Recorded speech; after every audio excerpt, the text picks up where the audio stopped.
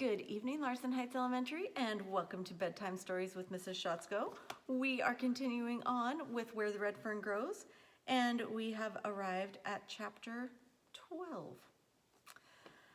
The fame of my dogs spread all over our part of the Ozarks. They were the best in the country. No coon hunter came into my grandfather's store with as many pelts as I did. Grandpa never overlooked an opportunity to brag. He told everyone the story of my dogs and the part he had played in getting them. Many was the time some farmer coming to our home would say, "Your grandpa was telling me you got 3 big coons over in Peavine Hollow the other night." I would listen, knowing I only got 1, or maybe none, but Grandpa was my pal. If he said I caught 10 in one tree, it was just that way. Because of my grandfather's bragging and his firm belief in my dogs and me, a terrible thing happened. One morning while having breakfast, Mama said to Papa, "I'm almost out of cornmeal. Do you think you can go to the mill today?" Papa said, "I intended to butcher a hog. We're about out of meat." Looking at me, he said, "Shell a sack of corn, take one of the mules, and go to the mill for your mother." With the help of my sisters, we shelled the corn, throwing it over our mule's back. I started for the store. On arriving at the mill house, I tied my mule to the hitching post, took my corn, and set it by the door. I walked over to the store and told Grandpa I wanted to get some corn ground. He said, "I'll be with you in just a minute." As I was waiting, I heard a horse coming. Looking out, I saw who it was and didn't like what I saw. It was the 2 youngest Pritchard boys. I had run into them on several occasions during pie suppers and dances. The Pritchards were a large family that lived upriver about 5 miles. As in most small country communities, there is one family that no one likes. The Pritchards were it. Tales were told that they were bootleggers, thieves, and just all around no accounts. The story had gone around that old man Pritchard had killed a man somewhere in Missouri before moving to our part of the country. Reuben was 2 years older than I, big and husky for his age. He never had much to say. He had mean-looking eyes that were set far back in his rugged face. They were smoky-hued and unblinking as if the eyelids were paralyzed. I had heard that once he had cut a boy with a knife in a fight over at the sawmill. Rainey was the youngest, about my age. He had the meanest disposition of any boy I'd ever known. Because of this, he was disliked by young and old. Wherever Rainey went, trouble seemed to follow. He was always wanting to bet and would bet on anything. He was nervous and could never seem to stand still. Once at my grandfather's store, I had given him a piece of candy. Snatching it out of my hand, he ate it and then sneered at me and said it wasn't any good. During a pie supper one night, he wanted to bet a dime that he could whip me. My mother told me always to be kind of Rainey, that he couldn't help being the way he was. I asked why. She said it was because his brothers were always picking on him and beating him up. On entering the store, they stopped and glared at me. Reuben walked over to the counter. Rainey came over to me. Leering at me, he said, "I'd like to make a bet with you." I told him I didn't want to bet. He asked if I was scared. "No, I just don't want to bet," I said. His neck and ears looked as though they hadn't been washed in months. His ferret-like eyes kept darting here and there. Glancing down to his hands, I saw the back of his right sleeve was stiff and starchy from the constant wiping of his nose. He saw I was looking him over and asked if I liked what I saw. I started to say no, but didn't, turned and walked away a few steps. Reuben ordered some chewing tobacco. "Aren't you a little young to be chewing pot?" Grandpa asked. "Ain't for me, it's for my dad," Reuben growled. Grandpa handed 2 plugs to him. He paid for it, turned around, and handed 1 plug to Rainey. Holding the other up in front of him, he looked it over. Looking at Grandpa, he gnawed at one corner of it. Grandpa mumbled something about how kids were brought up these days. He came from the counter saying to me, "Let's go grind that corn." The Pritchard boys made no move to follow us out of the store. "Come on," Grandpa said. "I'm going to lock up till I get this corn ground." "We'll just stay here. I want to look at some of the shirts," said Reuben. "No, you won't," said Grandpa. "Come on, I'm going to lock up." Begrudgingly, they walked out. I helped Grandpa start the mill, and we proceeded to grind the corn. The Pritchard boys had followed us and were standing looking on. Rainey walked over to me. "I hear you have some good cows," he said.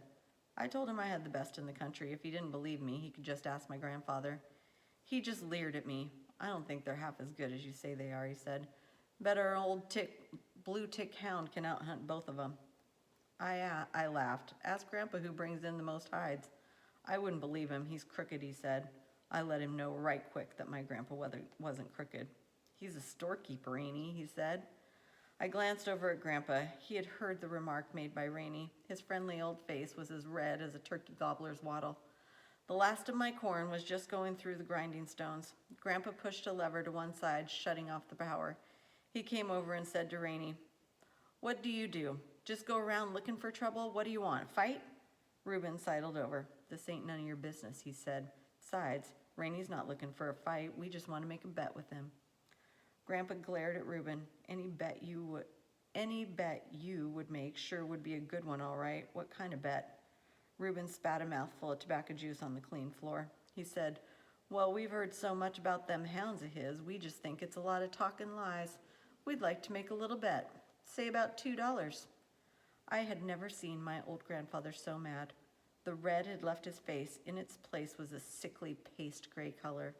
The kind old eyes behind the glasses burned with fire I had never seen. In a loud voice, he asked, "Bet on what?" Reuben spat again. Grandpa's eyes followed the brown stain in its arch until it landed on the clean floor and spattered. With a leering grin on his ugly, dirty face, Reuben said, "Well, we got an old coon up in our part of the country that's been there a long time. Ain't no dog yet ever been smart enough to tree him. And Rainey broke into the conversation. "He ain't just an ordinary coon. He's an old-timer. Folks call him the ghost coon. Believe me, he's a ghost. He just runs hounds long enough to get 'em all warmed up, then climbs a tree and disappears.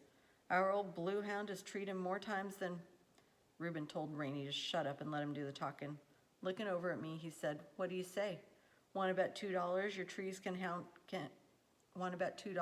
hounds can tree him?" I looked at my grandfather, but he didn't help me. I told Reuben I didn't want to bet, but I was pretty sure my dogs could tree the ghost coon. Rainey butted in again. "What's the matter, you yella?" I felt the hot blood rush into my face. My stomach felt like something was alive and crawling in it.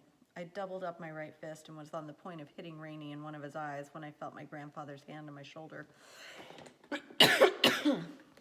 I looked up. His eyes flashed as he looked at me. A strange little smile was tugging at the corner of his mouth. The big artery in his neck was pounding out and in. It reminded me of a young bird that had fallen out of a nest and lay lying on the ground. Still looking at me, he reached back and took his billfold from his pocket, saying, "Let's call that bet." Turning to Reuben, he said, "I'm going to let him call your bet, but now you listen. If you boys take him up there to hunt the ghost coon and jump on him and beat him up, you're sure going to hear from me. I don't mean maybe. I'll have both you taken to Taliqua and put in jail. You better believe that." Reuben saw he had pushed my grandfather far enough. Backing up a couple of steps, he said, "We're not going to jump on him. All we want to do is make a bet." Grandpa handed me 2 $1 bills, saying to Reuben, "You hold your money and he can hold his. If you lose, you better pay off." Looking back to me, he said, "Son, if you lose, pay off." I nodded my head. I asked Reuben when he wanted me to come up for the hunt. He thought a minute. "You know where that old log slides out on into the hills, into the road?" he asked. I nodded. "We'll meet you there tomorrow night about dark," he said. It was fine with me, I said, but I told him not to bring his hounds because mine wouldn't hunt with other dogs. He said he wouldn't. I agreed to bring my axe and lantern. As they turned to leave, Rainey smirked. "Sucker," he said. I made no reply. After the Pritchard boys had gone, my grandfather looked at me and said, "Son, I have never asked another man for much, but I sure want you to catch that ghost coon." I told him if the ghost coon made one track in the river bottoms, my dog would get him. Grandpa laughed. "You better get moving home. It's getting late and your mother's waiting for the cornmeal," he said. I could hear him chuckling as he walked towards the store. I thought to myself, there goes the best grandpa a boy ever had. Lifting the sack of meal to the back of my old mule, I started for home. All the way I kept thinking of old Dan, little Ann, ghost coons, and the 2 ugly, dirty Pritchard boys. I decided not to tell my mother and father anything about the hunt, for I knew Mama wouldn't approve of anything I had to do with the Pritchards. Following evening, I arrived at the designated spot early. I sat down by a red oak tree to wait. I called little Ann over to me, and I had a good talk with her. I told her how much I loved her, scratched her back, and looked at the pads of her feet. "Sweetheart," I said, "you must do something for me tonight. I want you to tree the ghost coon, for it means so much to Grandpa and me." She seemed to understand and answered by washing my face and hands. I tried to talk to old Dan, but I may as well have talked to a stump for all the attention he paid to me.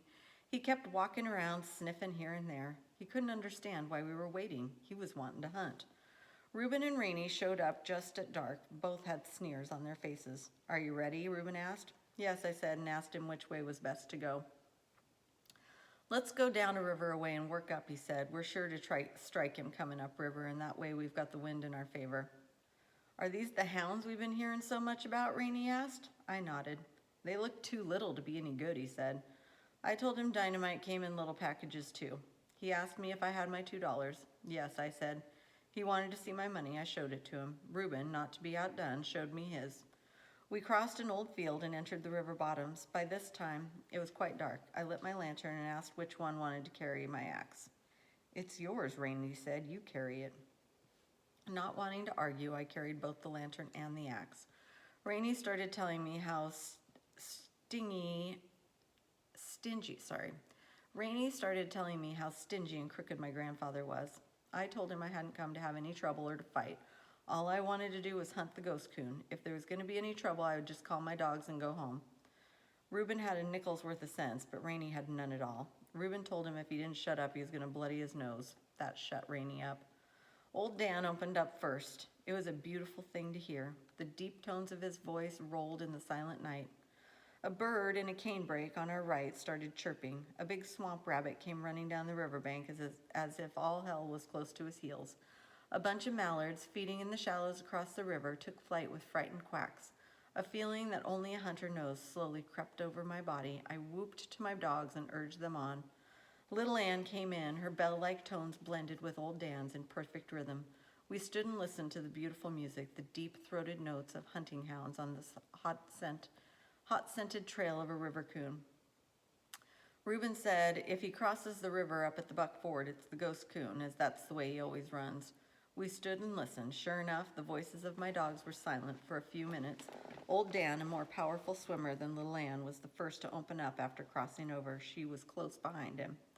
Reuben said, "That's him, all right. That's the ghost coon." They crossed the river again. We waited. Rainey said, "You may as well get your money out now." I told him just to wait a while and I'd show him the ghost coon's hide. This brought a loud laugh from Rainey, which sounded like someone had dropped an empty bucket on a gravel bar and then kicked at it.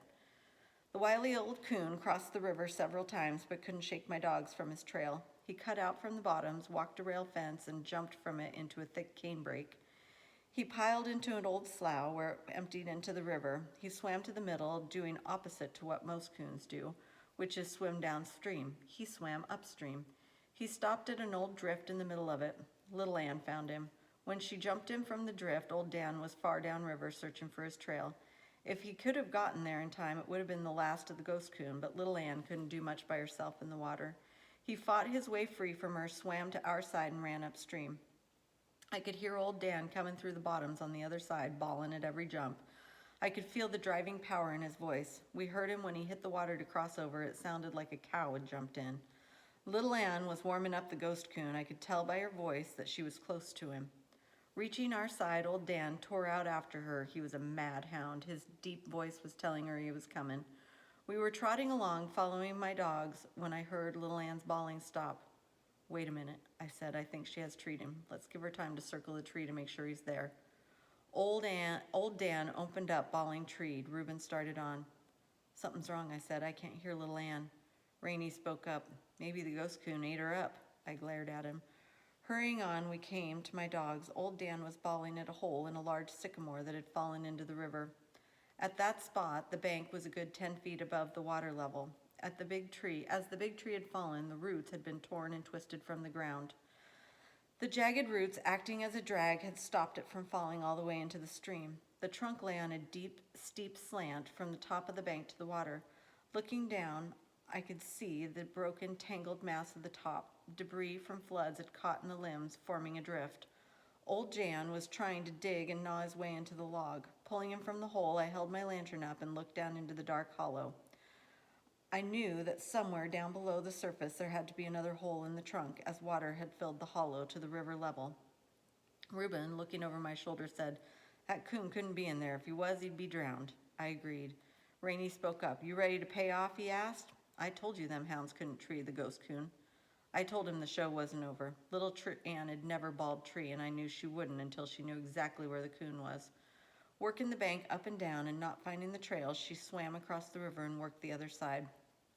For a good half hour, she searched that side before she came back across to where old Dan was. She sniffed around the hollow log. "We might as well get away from here," Rainey said. "They ain't gonna find the ghost coon." "It sure looks that way," Reuben said. "I told them I wasn't giving up my dog until my dogs did." "You just want to be stubborn," Reuben said. "I'm ready for my money now." I asked him to wait a few minutes. "Ain't no use," he said. "No hound yet ever treed that ghost coon." Hearing a whine, I turned around. Little Ann had crawled up on the log and was inching her way down the slick trunk toward the water. I held my lantern up so I could see better. Spraddle leg, claws digging into the bark, she was easing her way down. "You better get her out of there," Reuben said. "If she gets down in that old treetop, she'll drown." Reuben didn't know my little Ann. Once her feet slipped. I saw her hindquarters fall off to one side. She didn't get scared. Slowly, she eased her legs back up on the log. I made no reply. I just watched and waited.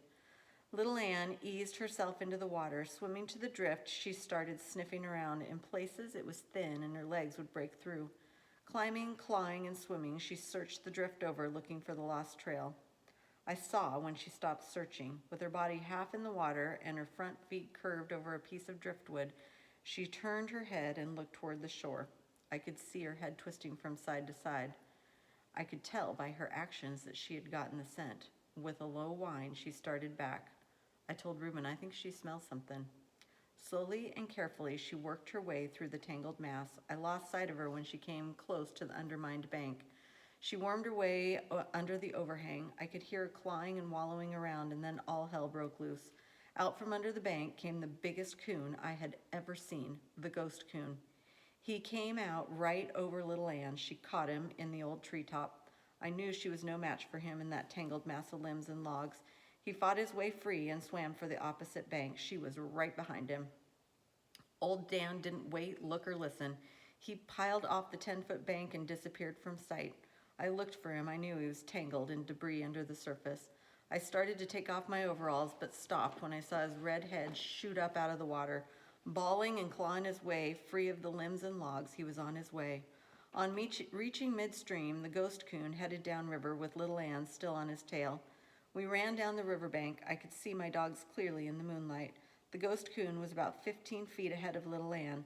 About 25 yards behind them came old Dan, trying so hard to catch up. I whooped to them.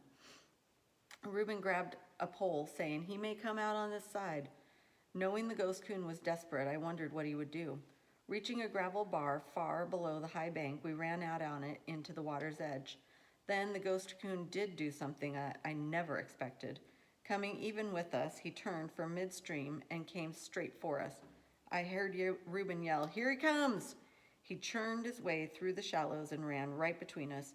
Reuben swung his pole, missed the coon, and almost hit Little Ann. The coon headed for the river bottoms with her right on his heels.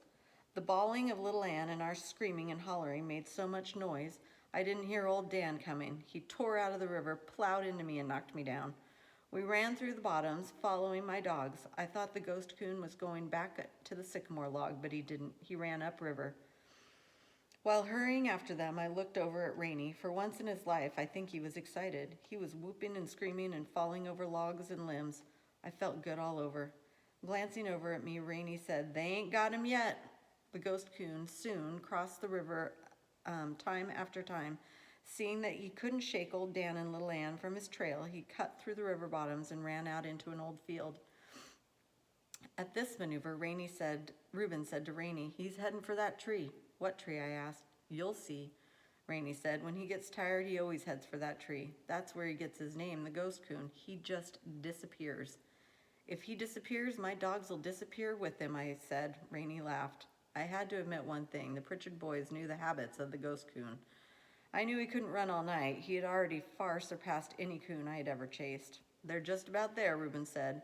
Just then, I heard old Dan bark treed. I waited for Little Ann's voice. I didn't hear her. I wondered what it could be this time. "He's there, all right," Reuben said. "He's in that tree." "Well, come on," I said. "I want to see that tree." "You might as well get your money out," Rainey said. I told him he had said that once before back on the riverbank. And that is the end of this chapter. I will see you all tomorrow night. Have a wonderful evening, Larson Heights.